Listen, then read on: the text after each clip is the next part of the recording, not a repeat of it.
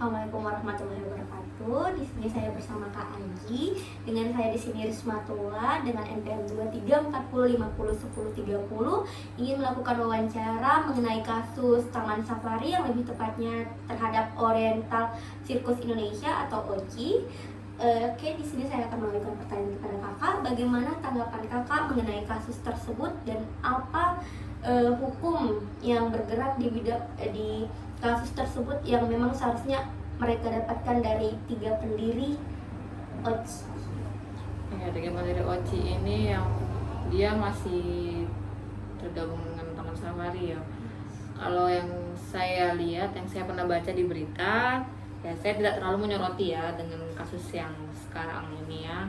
Cuman yang pernah saya baca dan saya lihat juga alur kasusnya memang udah dari lama ternyata terjadi, cuman memang baru sekarang ini yang kita baru soroti gitu ya, karena alhamdulillahnya ada kekuatan dari media sosial seperti itu kan. Jadi banyak yang menyorakan tentang bagaimana harusnya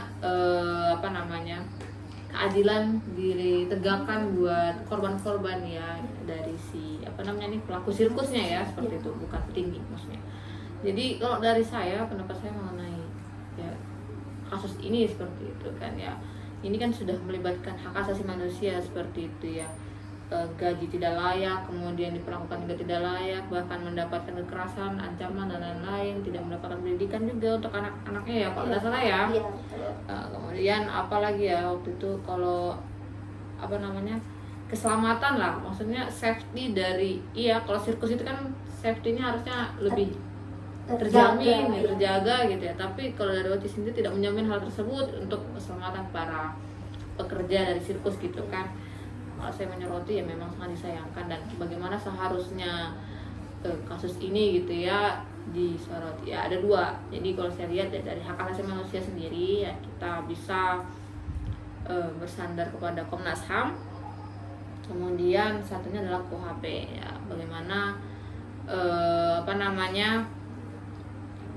hal-hal ini kronologisnya, kemudian saksi-saksinya, bukti-buktinya yang harus dipaparkan, itu bisa membuktikan bahwa memang ini dari si petinggi atau pemilik dari OCI ini memang melakukan tindakan yang di luar manusiawi lah ya untuk para pekerja di OCI seperti itu. Tapi kalau untuk Komnas HAM atau HAM sendiri ya memang biasanya itu dia lebih ke pemulihan kepada si korban. Jadi memang korban ini perlindungannya bagaimana, kemudian mendapatkan apa, rekomendasi untuk perlindungan tentang korban itu bagaimana, seharusnya dijatuhi dengan apa nih pelaku dan lain-lain. Seperti biasanya gitu.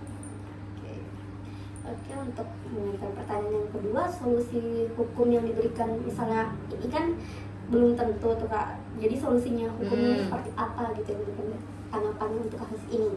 Solusi hukum ya, tanggapan menurut saya tentang kasus ini, kalau memang ya mudahan memang terjadi faktanya memang ada, buktinya memang ada, seperti visum waktu itu atau bagaimana tentang kekerasan, atau ada video, ada foto yang memang membuktikan bahwa pada masa itu memang terjadi kekerasan yang sangat tidak manusiawi lah ya, tidak manusiawi maksud saya, seperti itu ya.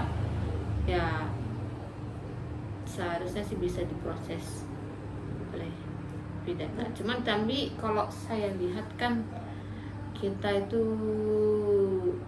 biasanya ya, ini kasusnya sudah lama tapi kok masih bisa baru mau diangkat seperti itu.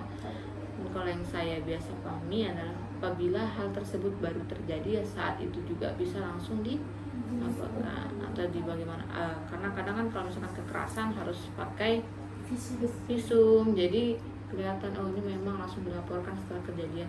Tapi kalau misalkan hal begini, kalau saya sendiri ya mohon maaf karena memang belum terlalu banyak referensi atau bagaimana, tapi menurut saya ya itu rekomendasi dari HAM, Komnas HAM, bagaimana seharusnya tetap dibuka kasus ini untuk menegakkan keadilan yang ada gitu kan.